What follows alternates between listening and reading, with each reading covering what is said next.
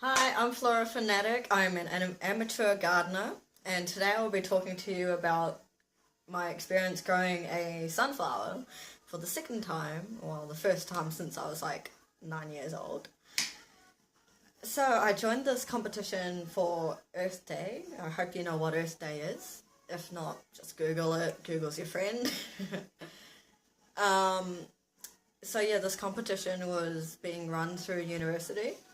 So I joined it thinking, oh, I won't win anything, and it was like good prizes up for grabs.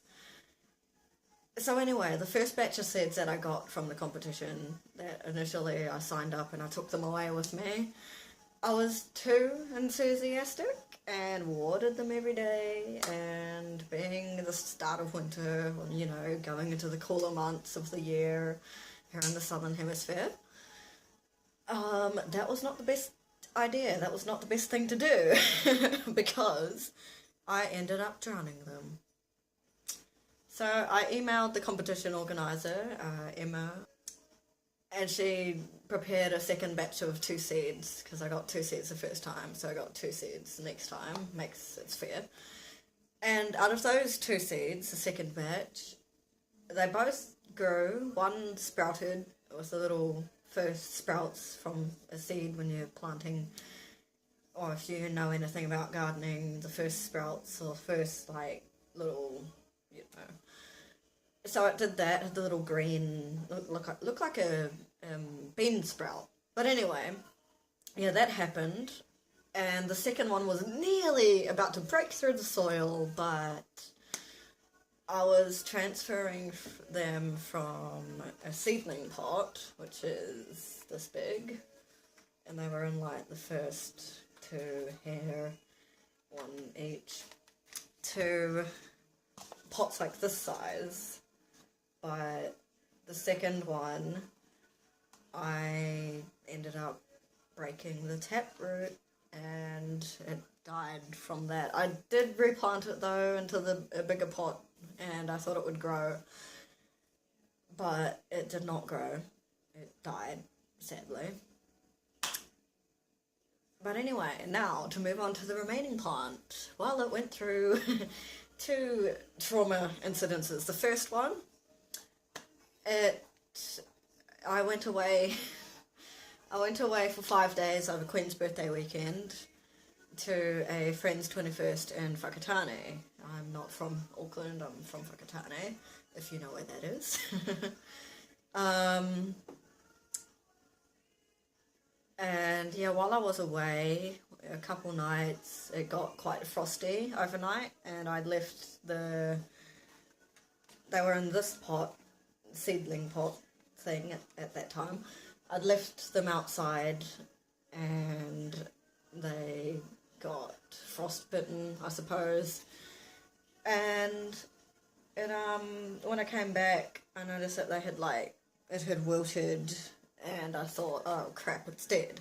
It said to me, no Nessa, they're not dead, it's not dead, just give it some water, bring it inside tonight, and for the next couple of nights remember to bring it inside.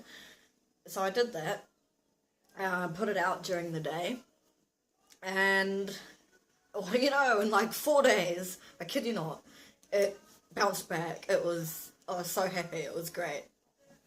So that was the first incident of trauma the poor plant went through. The second incident was, it was in this pot at that stage. I think this time, it wasn't at the start of June, it was like mid to late July from memory. Anyway, again I'd left it outside, and winter weather is chaos, just horrible, especially up here in Auckland. And so I'd left it outside. It was a stormy night. I didn't think it would be. It was windy, but I didn't think that the wind would affect it. But no, it did. It got blown off the deck. And in the morning I woke up and I was like, I realised that it was outside, so I rushed out to check on it in my pyjamas. It wasn't on the deck anymore, so I went around and checked, and it was on the lawn. And I'm like, oh crap. And then I was trying to salvage the potting mix and whatnot that was in the pot, but half of it was strewn over the lawn, half of it was still in the pot, so I managed to save that. And then I replanted it, like in the same pot. Oh no, it was quite big at that stage. It was like from this tall, it was like that tall. So I put it into a big pot that was like, it's 3 or 4 times the size. And I had like half the seedling / potting mix, and I just put some normal soil in on top of it from our garden and watered it and whatever, and it was fine except for the leaves that had been eaten by a caterpillar or a slug or a snail or something. Yeah, Dad told me. I initially thought that it had been picked at by a bird. The marks of it on the leaves were, it was too perfect to be picked. It wasn't ripped or anything, so it was a slug or something like that, you know, thinking insects. So what did I learn from all this experience? The lessons I learned are 3. Number 1, to be persistent, and number 2, not give up on things. And number 3, also to have faith in things. Faith is one step further than hope, you know, like people say, oh, what's your faith? Like, you know, what do you believe in? Oh, that's another thing, to believe that anything can happen. I learnt that lesson, and man, I was surprised, like, anything did happen, and the anything was the bouncing back, the resilience that the plant had. It was really, sunflowers are hardy plants, and that's what Emma, the competition organiser, she told me that, and I didn't believe her, but I found out in the end that yes, sunflowers are hardy plants.